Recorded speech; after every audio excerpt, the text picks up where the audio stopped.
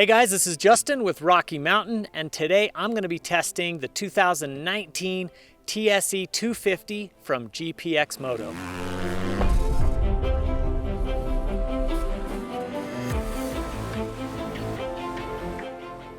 Alright guys, so for the past several months there's been a fair amount of buzz about this new 250cc two-stroke off-road bike coming out of China.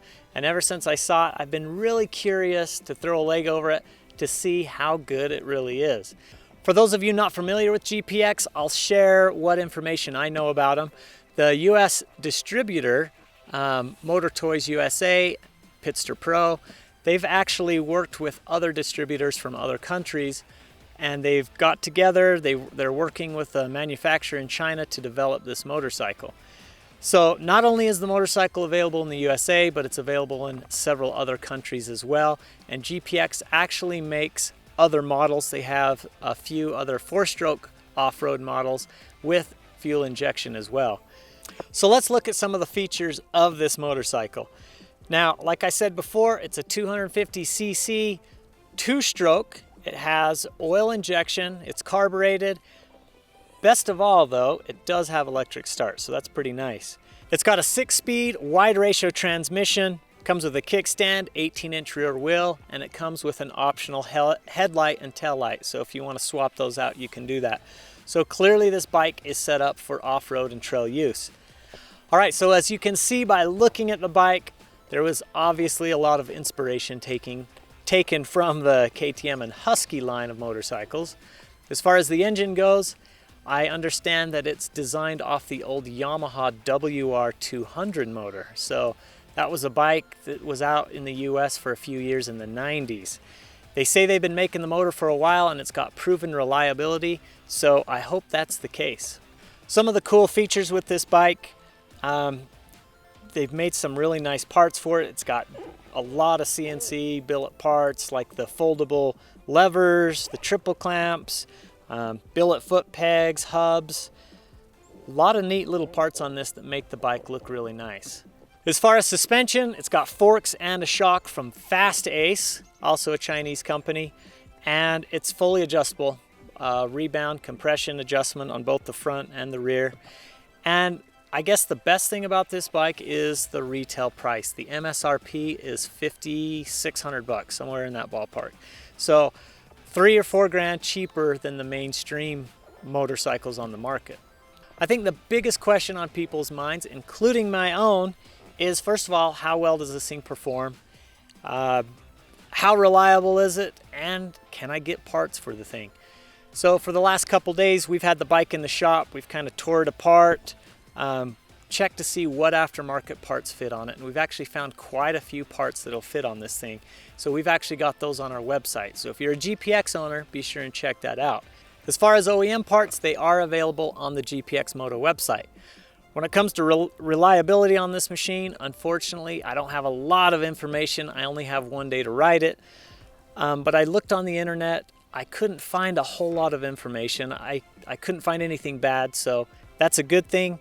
However, when we were taking things apart, checking everything, I found a couple problems. Number one, the stock gas cap is not that great. I think the plastic's a little too soft. It didn't fit real well. When I tightened it on and maybe over tightened it, the two pieces of the cap came apart.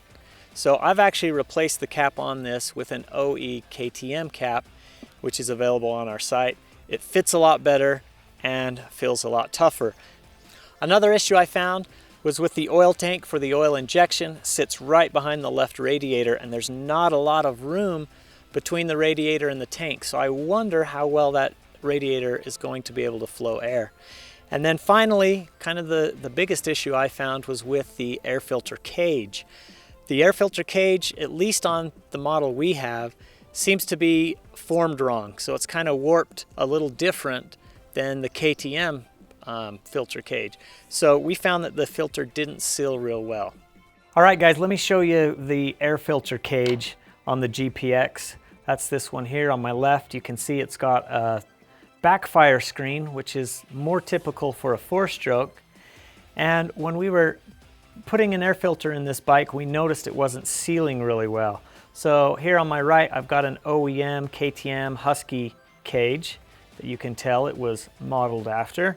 And if you look at the GPX, when you put the cage in the bike, the pins hold it in place and you've got a huge gap on the side.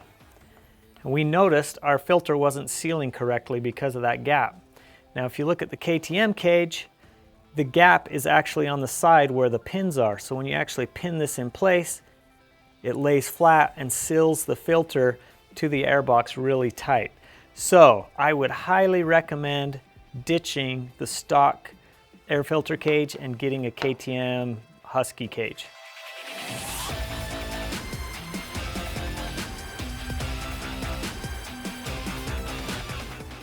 One quick note before I get started on this review is I want to point out that this thing has a key switch, and when we got the bike we left the key on and it killed the battery. So I think anybody that buys one of these will only make that mistake once, but just kind of something I wanted to point out to you. All right, Steve and I have been riding a little bit, getting some shots here and there. I want to point something out to you guys. The starter switch, I kind of got to wiggle it around so it makes a good contact. So that kind of stinks a little. I'll probably need a new switch there. But otherwise, now that I've had a couple hours on this thing, let me give you guys my impressions. First off, let me tell you that it feels really comfortable. The ergonomics are great. It feels a lot like my KTM, which shouldn't be surprising since a lot of the design came from KTM and Husky. So feels really comfortable. One thing I do notice right off the bat, and I'll show you, is the clutch cover here sticks out quite a ways. So you kind of feel that with your foot. You get used to it after a minute. It's not a big deal, but you do notice that. Speaking of the engine, you know, I'm coming off of a 2018 KTM 250 XCW fuel injected model. That thing has an awesome motor, super smooth, electric. When you give it the gas, it takes off and has a ton of power. If you hop on this thing expecting, you know, KTM and Yamaha 250 power, you're going to be disappointed. It's not. It is definitely more like the engine it was designed off of, the WR200. So if you hop on this, you know, expecting more of a 200, you're going to be happy. It's very smooth. You can tell it's got a heavy flywheel, which makes it smooth. You know, it lugs in the tight technical stuff really good. And there's not a lot of vibration at all. It's a very smooth motor. So definitely set up for this kind of riding right here. You know, you're not screaming it through this stuff.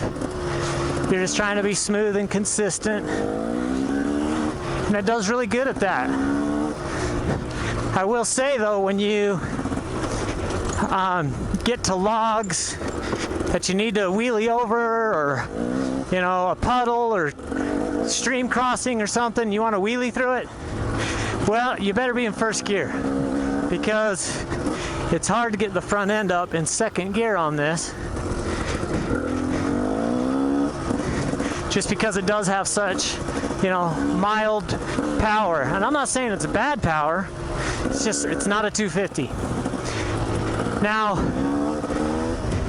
again, like I say, they modeled this after Yamaha's engine that they used in the WR200 back in the 90s.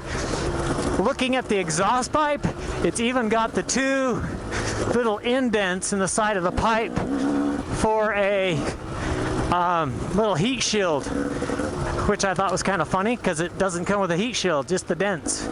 So they managed to get that part of the design, but they didn't realize, I guess, that most people don't really want a heat shield on their off-road two-stroke. Anyway, so motor. Another thing I mentioned earlier was I was concerned about the oil tank being right behind the radiator. Today's a pretty warm day. We're probably upper 80s here in the mountains.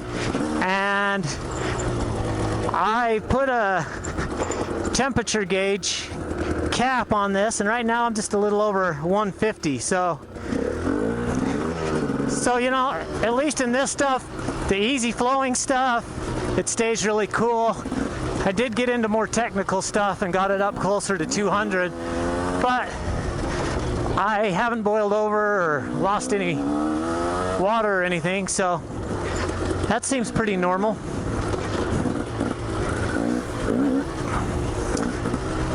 Going back to the feel of the bike, again, feels really nice.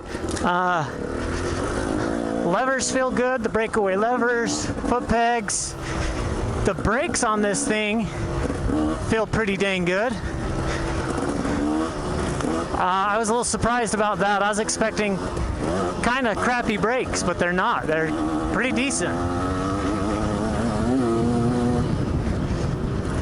You can rev the motor out, but it definitely doesn't rev out as far as, you know, my KTM motor does. But it gets up and goes when you need it to. Suspension is decent. That surprised me. Fully adjustable, fast A suspension.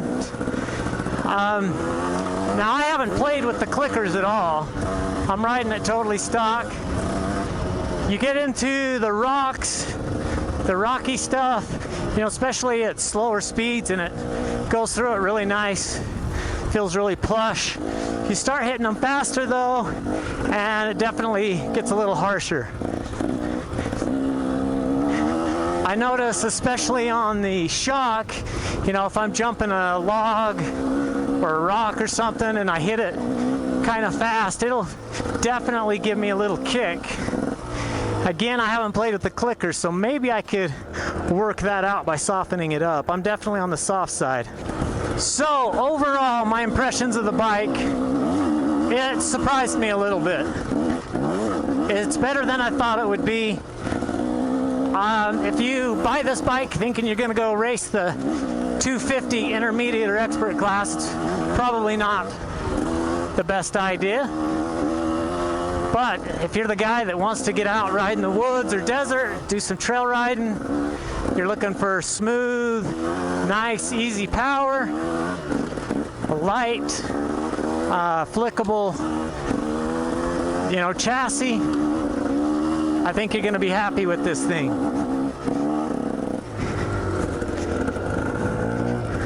I've had it's been pretty fun riding it. You know, with the exception of the few weird little parts that we found, like the gas cap, the filter cage, and the switch. You know, you get those things replaced, and it should be a pretty decent bike. Time will tell how reliable they are. Today on our ride, it hasn't done anything weird or given me any problems, other than that switch, of course. But yeah, kind of a fun little bike. Anyway, I've been kind of anxious to try one of these for a while, and finally got the chance to do it. So there you go. I hope you liked the review. Keep in mind that we figured out a lot of aftermarket parts that fit this thing. So be sure and check out our website. Check out the link at the end of the video. And of course, subscribe so you can see all of our other bike tests, how-tos, and product spotlights. Thanks for watching.